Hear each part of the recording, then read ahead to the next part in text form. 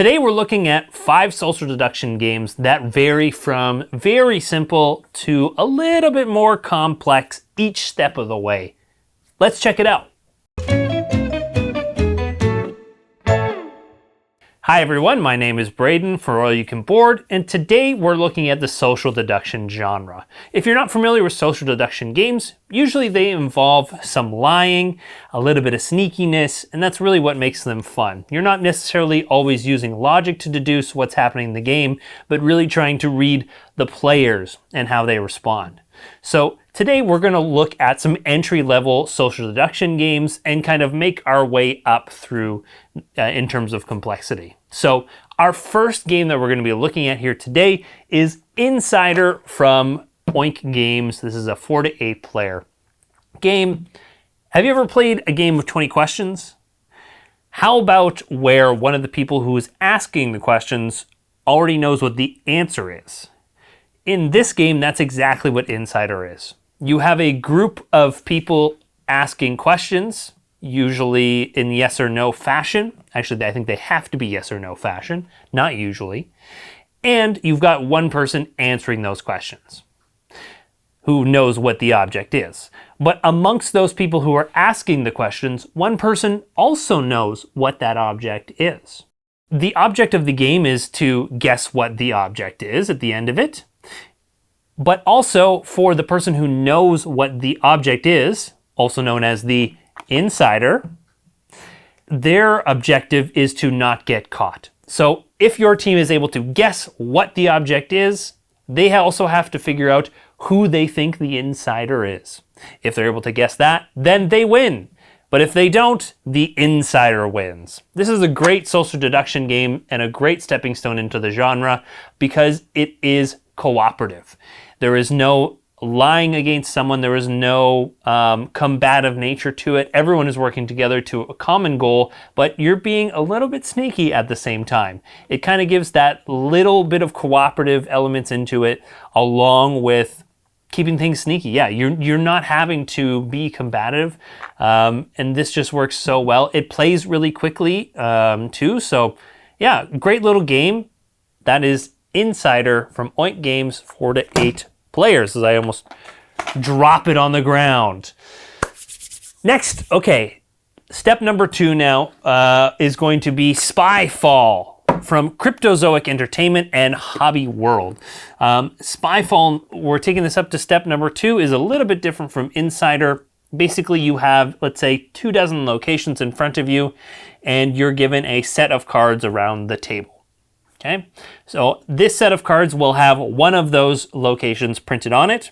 All of them except for one card will have a location on it. So everyone around the table except for one person will know where they are.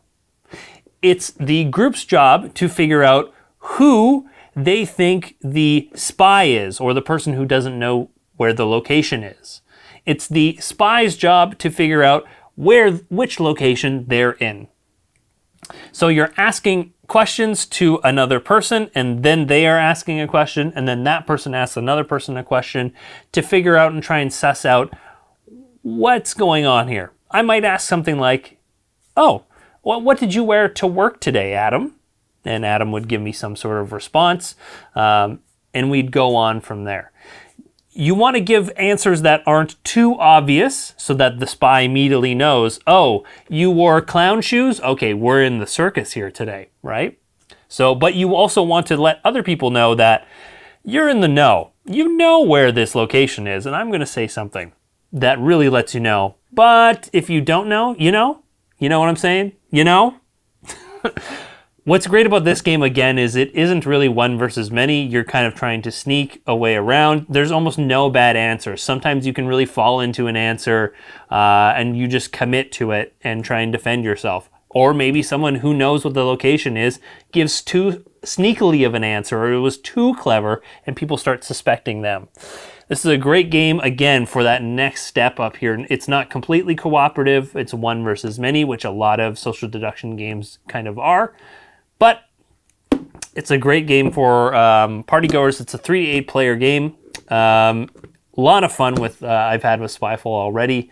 a great game and great for our second rung onto the complexity ladder of social deduction.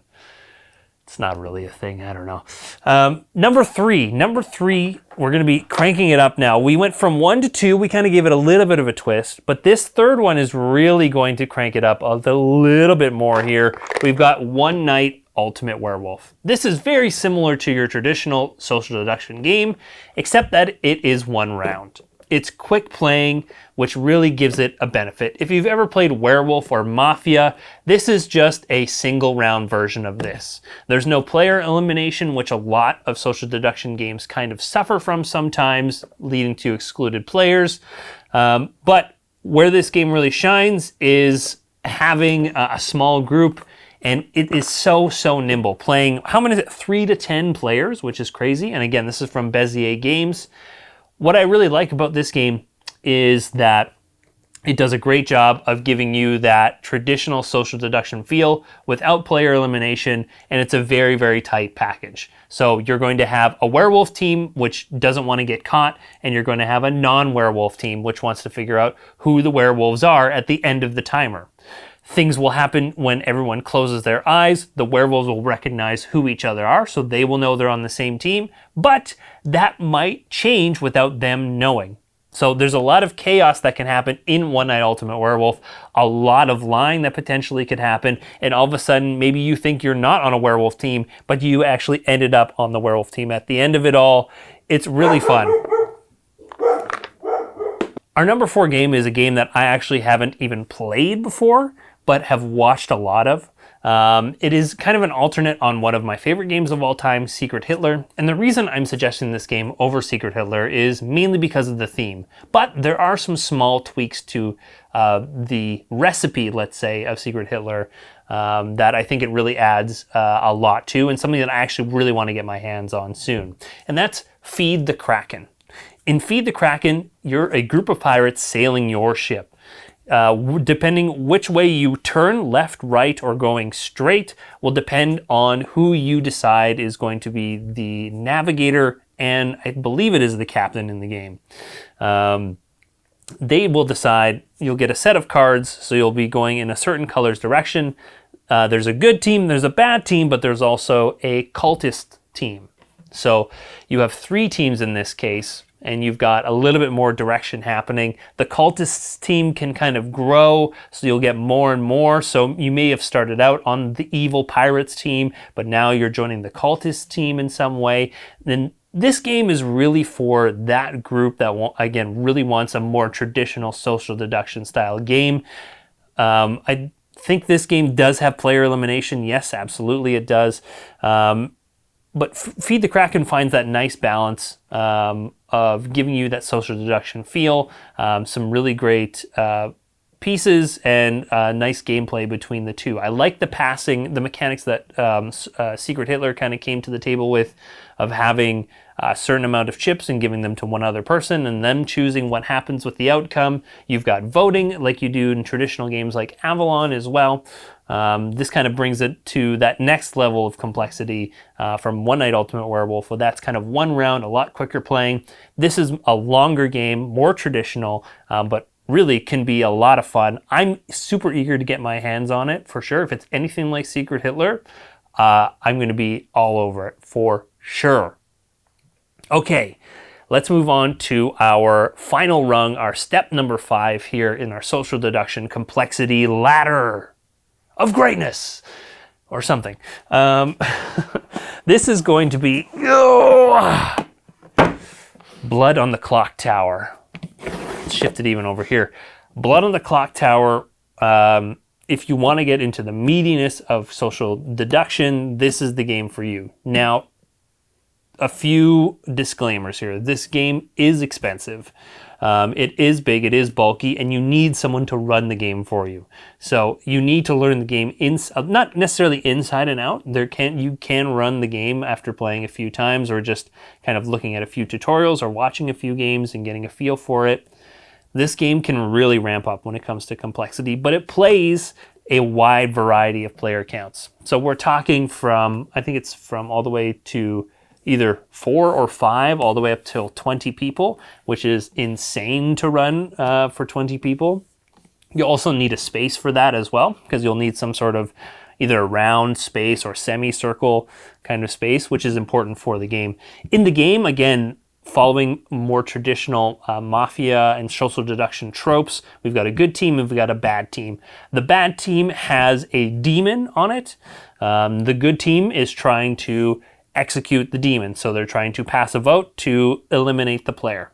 In this game, there is player elimination, but what I think really brings up the complexity level, but as well as the fun to it as well, is that every player has a role. You're not going to be given a role such as in One Night Ultimate Werewolf, where you could just be given a villager. You don't have any role in the game. You're just sitting there with your eyes closed. That's important for the game's flow and what you're able to lie as a werewolf. You could just say, I didn't do anything. But in this game, everybody gets a role. So no matter what, if you're evil on the evil team or the good team, you've got some sort of role or ability that might help your team, that should help your team, depending on the type of role you have, but we won't get into that too much. Yeah, this game has a lot of good complexity to it. There's 3 different character sets, so even if you just see one set of characters, it brings in a whole new set of characters, never mind playing online on top of that too.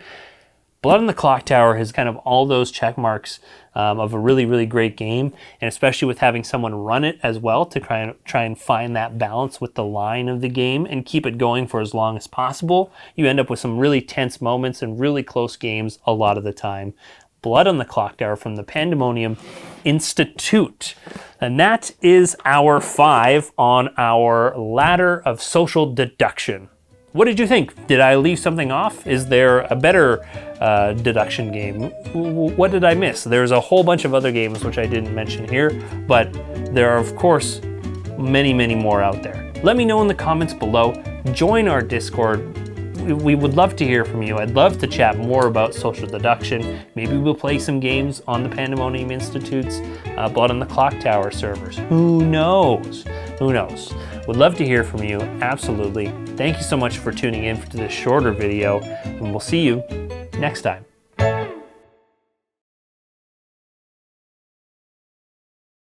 Oh, you stuck around after the credits. Hey, look at you. Look at you. As a bonus little feature here, comment down below with a comment of demon. Put in some sort of sentence or something to kind of hide it from the others. And you get a special bonus like from us at All You Can Board. But I wanted to include these a little bit of extras for social deduction games at the very end here. Ones that I didn't mention. A 2-player Inhuman Conditions like Blade Runner, Deception, Murder in Hong Kong. A Fake Artist Ghost New York, 2 Rooms in a Boom, and Coup as some of the other ones that are in my collection currently as we speak. Thanks so much for tuning in to the end. You're special. See you guys.